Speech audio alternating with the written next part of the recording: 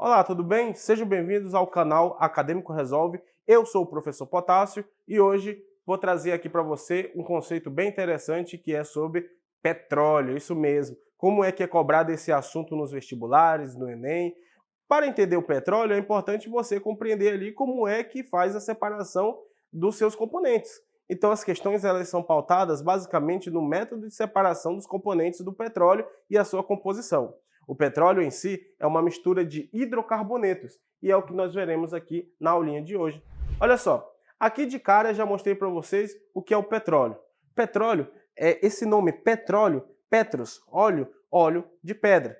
É uma mistura de hidrocarbonetos que ficaram armazenados lá no fundo do nosso planeta por milhões e milhões de anos. Então, matéria orgânica que foram depositadas e acumuladas com milhões e milhões de anos viraram petróleo, que é uma mistura de vários componentes hidrocarbonos. Lembram que hidrocarbonetos é apenas carbono e hidrogênio.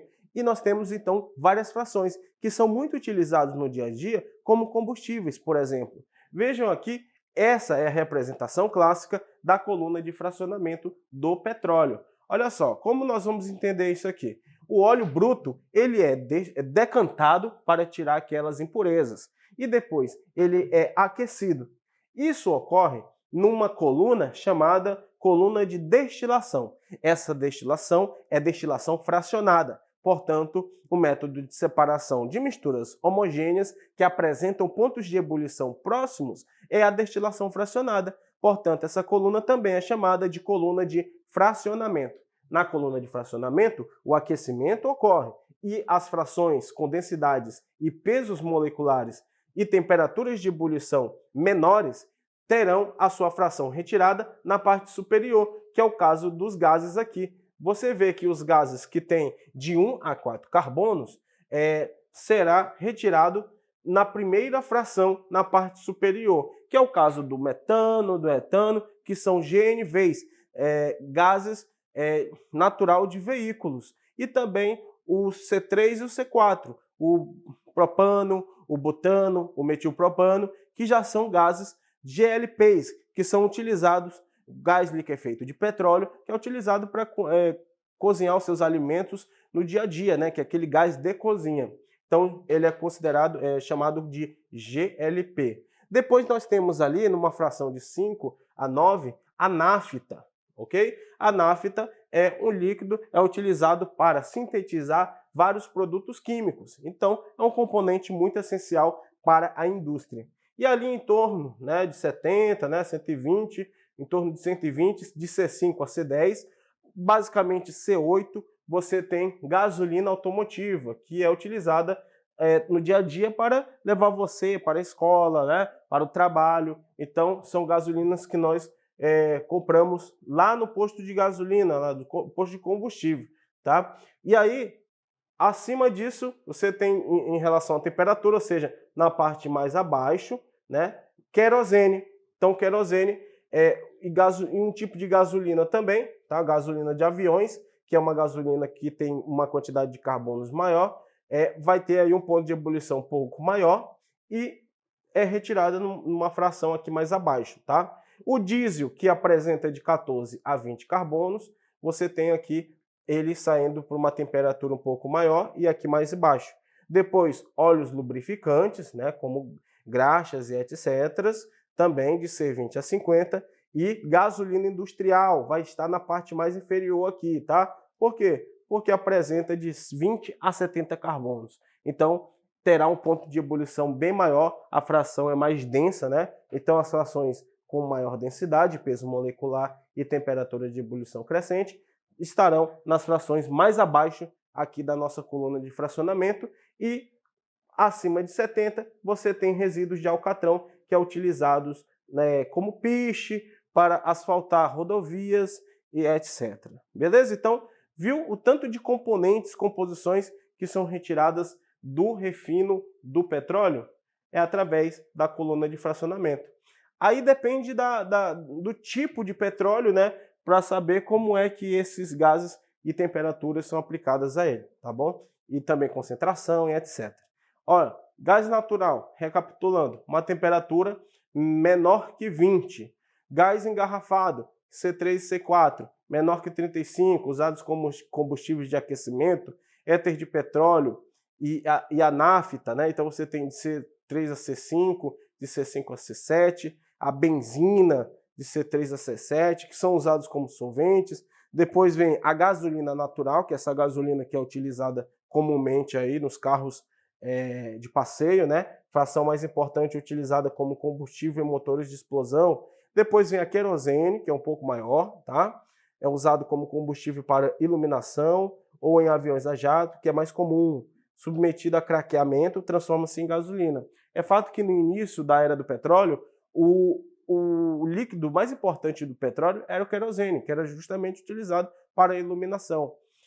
Mas depois que foram feitos justamente os carros, né, lá o Ford fez esses carros a combustão de gasolina, aí sim a gasolina virou a fração mais importante do petróleo. Hoje em dia nós temos frações de petróleos que são mais ricas em querosene, e aí para isso é feito o processo de craqueamento, que é o cracking, que é quebrar essas estruturas para produzir estruturas menores, como a gasolina, que é comercialmente mais vantajoso.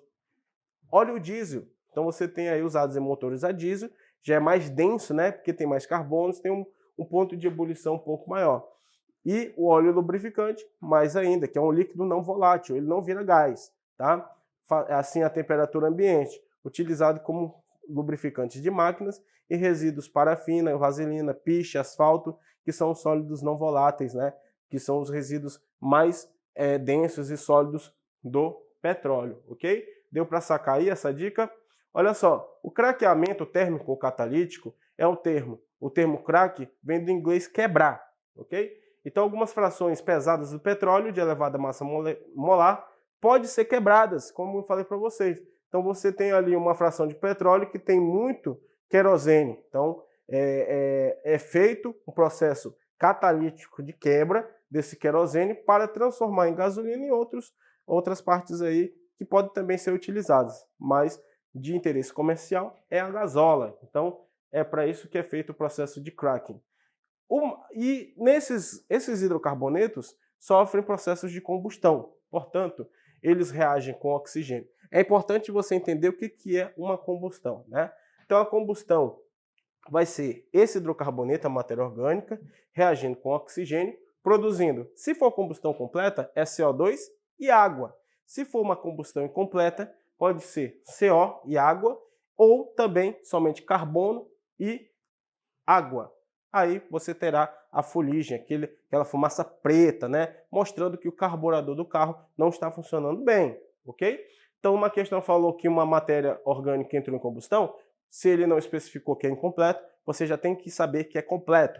Forma CO2 e água. Você tem que ter essa noção. Olha só, algumas propriedades físicas aqui do petróleo. Diferença de polaridades. Apolar e apolar. Apolar e polar. O petróleo, assim como qualquer hidrocarboneto, ele é uma mistura de hidrocarbonetos. É uma mistura apolar. Portanto, não se mistura bem com a água, uma vez que o derramamento de petróleo ocorre no mar, ou em rios, ou em qualquer lugar, né, na água, ocorre um desastre ambiental, uma vez que esse petróleo não se mistura com a água. Ele vai ficar ali na superfície, contaminando aquela região. O petróleo, então, é apolar e a água vai ser polar. Não se misturam bem, não interagem bem. Desastres ambientais podem ocorrer, o óleo forma uma película na superfície da água que impede a entrada de luz e as trocas gasosas entre o mar e a atmosfera, e impede também fotossíntese de fitoplânctons. Então são essas problemáticas que a má utilização do petróleo no processo de extração pode causar para a natureza, mas é fato que a nossa sociedade precisa muito desse combustível para fazer mover a economia, fazer mover as coisas no nosso planeta, no nosso dia a dia, ok? Olha só, uma questão da UER de 2023 para a gente encerrar aqui a nossa aula. Após ser extraído da natureza, o petróleo é transportado nas refinarias e começa a ser fracionado por meio de aquecimento em tanques apropriados, dando origem a vários subprodutos. Os derivados do petróleo são hidrocarbonetos formados por diferentes tamanhos de cadeias carbônicas, que os mais leves formam por pequenas moléculas, como o etano, e os mais pesados contendo até 70 carbonos. Mundo Educação. Olha só, considerando o texto precedente, assinale a opção correta. O petróleo é uma mistura de hidrocarbonetos? É uma mistura de hidrocarbonetos, que pode ser separado por meio de uma destilação. Opa, não é destilação simples, é destilação fracionada. Destilação simples não é uma mistura, não é um método utilizado para separar misturas de líquidos, e sim de sólido e líquido. No caso do petróleo, nós temos vários líquidos misturados, ok? Então é uma destilação fracionada. O petróleo é separado em frações, muito bem, em uma torre de destilação, ok? De acordo com a diferença entre as temperaturas de ebulição das frações. Olha, me parece que essa é a alternativa correta, porque o petróleo ele é separado em frações, em uma torre de destilação, que é a fracionada, de acordo com a diferença entre as temperaturas de ebulição das frações. Muito bem.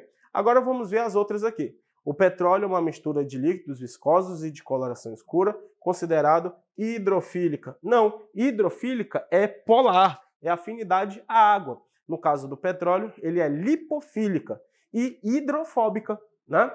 D. Um dos subprodutos obtidos a partir da separação do petróleo é o gás liquefeito de petróleo, GLP, formados por cadeias carbônicas com mais de 10 carbonos. Não, gente, 10 carbonos você tem a gasolina.